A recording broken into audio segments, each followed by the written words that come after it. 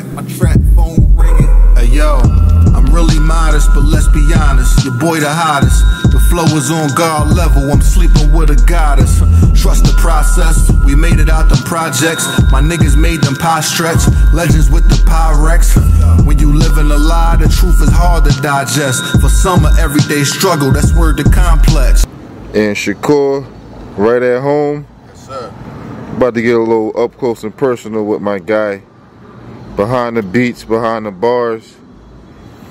Get something like, you know what I mean? You on the east side. Aaron Shakur, man, you know what I'm saying?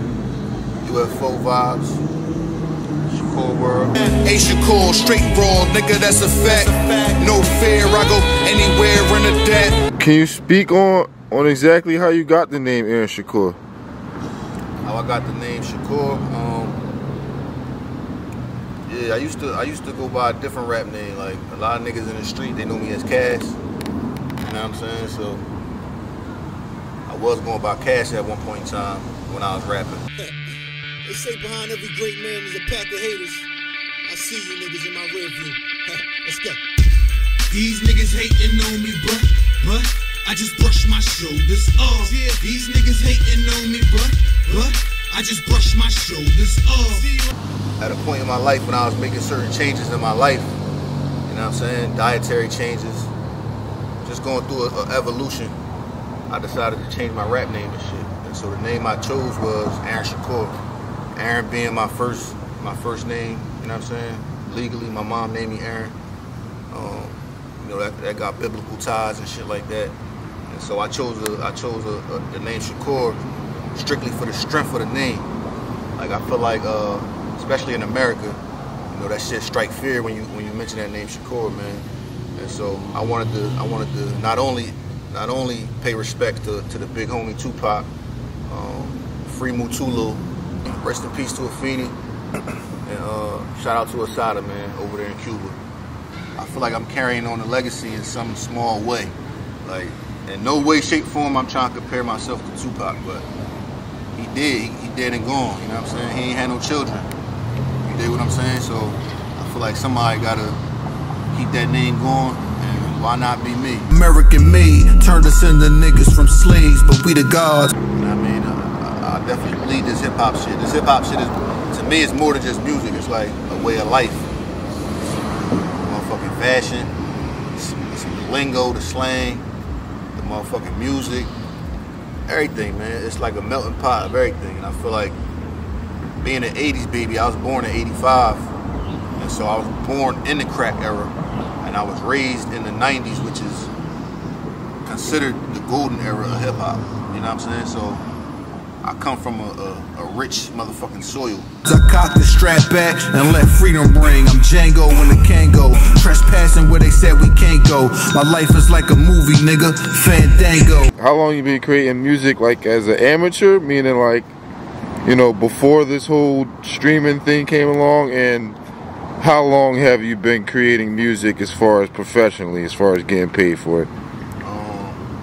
On the amateur side, I started when I was probably like, I want to say maybe 14, 15. I was young as shit, you know what I'm saying? I went by a whole nother rap name then. I ain't gonna go into that, but you know what I'm saying? I was doing my shit, you know what I mean? I was heavy on the battle culture back then, you know what I'm saying? So I started off my rap career as a battle rapper. And then it progressed into me writing songs, you know what I'm saying? I used to also write poetry, you know what I'm saying, as a young bull, so all that shit developed my craft as a youngin'. Fast forward, I would say I've been doing this shit on a professional level where we getting paid from this shit. Probably since maybe like 2018, 2019. You know what I'm saying? I dropped my first project, The Process, and that shit did pretty good. You know what I'm saying? And since then I just been rolling. I mean, y'all can check my work on all the streaming platforms. You know what I'm saying? Check my work on all the streaming platforms. I dropped probably like 3-4 projects last year. Going crazy, you know what I mean? And this year, I dropped at least 2 so far, and I'm planning on dropping 2 more, so just putting that work in, man. Listen, if Martin had a dream, I had a vision. Fuck politicians and do for self, nigga, that's how we living. Your musical influences, like as far as, you know, who do you pull from? Like as far as, you know, maybe when you create or when you listen to a certain artist, you be like, you know what? I want to make a song like this. Okay. Definitely Tupac. I'm gonna say his name off the bat, like I said, because I'm paying respect to the whole Shakur family and that bloodline. You know what I'm saying? So I gotta say Tupac off the rip. To me, his songs was not only motivational, they was educational, and they was gangster. Like, you know what I mean? Tupac to me embodied the artist that can do everything. And so I try to pattern myself in that likeness for that, you know what I mean? I would like to say I'm versatile and I can do everything, and I do it well. So I would say Tupac. On the MC side, I would definitely say niggas like Jay-Z. Jay-Z wordplay, his business savvy, his swag, his ability to tell stories through rhyme, double, triple entendres, you know what I mean? Like, Jay-Z is one of them niggas to me, definitely influenced me. Jadakiss, shout out to Jada, man. Top 5 dead or alive, you know what I mean? He another nigga that just his raw talent and his ability to put words together, the way he sit in pockets on certain flows, the way, you know what I mean, even his voice. You get a lot of credit for his voice, which he can't really control his voice, but his voice is just captivating. His breathing, you know what I'm saying? When he's spitting his raps, like, you gotta have breath control and shit like that. So he definitely was a big influence on me. Who else? DMX, R.I.P. DMX. I could remember vividly listening to It's Dark and Hell is Hot and just been like, damn, like this nigga, before X came through, niggas ain't never seen nobody like X. Like he was a different individual, man. So I would definitely say niggas like X, even 50.